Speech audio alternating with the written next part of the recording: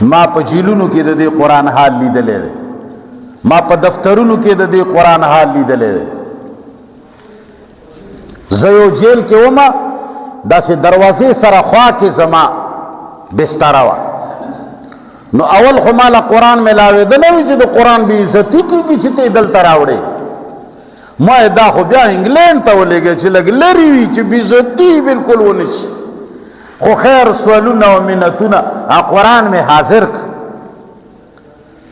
نو بیا زما چونکې کومه دروازه چې وه د هغې خولې کې ناست ومه، نو ما به ور داسې کلاو کړی و، بل څه خوونه به دغه تلاوت غونګه غونګه څه خو به م کول. نو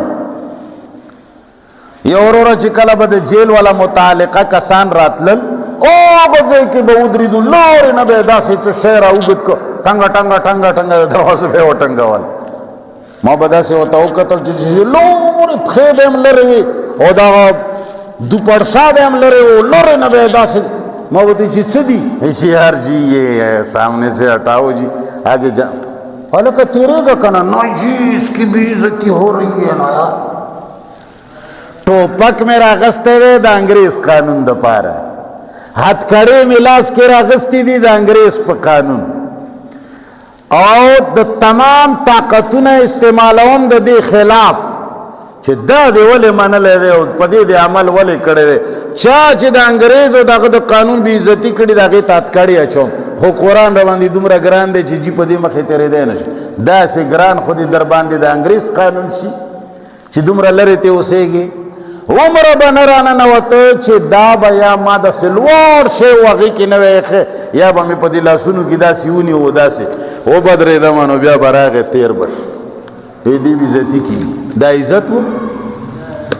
دا جیل چې ټول ډک دی دا د دې قرآن مخالفت نه ډک دی؟ دا جیل دی چې ټول ډک کړی و، دې نه دې ډک کړی و چې تا د قرآن ملګرتیا ولې کړې ده، تا د انګریز د قانون بې عزتي ولې کړې ده. عمل د انګریز په قانون کوم او قرآن بې عزتي راشي مخې نه لرې که سړیه دا بلا ده، خلک تیارېږي چې ومې نه خوري. عزت مزت نشته، دا صرف اشتها ده چې څوک ونه چیچي.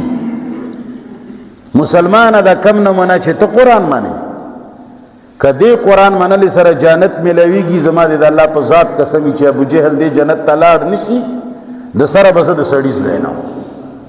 ستا قرآن سره څه تعلق دی؟ زما او ستا د ښځې او د پلار او د افسر او د استاذ او د ملا قرآن سره څه تعلق دی؟ منګه دا قرآن دې دپاره راغستلی، څوک پې شاګردان ډېروي، څوک پې مریدان ډېروي. څه چل دی؟ یاره جی پیر مشکل کشا ہے. نن میں یو پوسٹ لے دے چی پیر نا مرید مشکل کشا ہے. مریدان مشکل کشا دی چی دا هغه په پیسو باندې پیران اسمان تا ورسېدل. نو مشکل کشا پیر دے او که مرید دے؟ د مریدانو په پیسو باندې پیران کرپتیان شول، د مریدانو په پیسو باندې دوی څلور ښځې وکړې، د مریدانو په پیسو باندې دو په کربونو ځمکې واغستې، او مشکل کشا پیر دی؟ مشکل کشا مرید دی چې د ده په پیسو ته مزې کوي.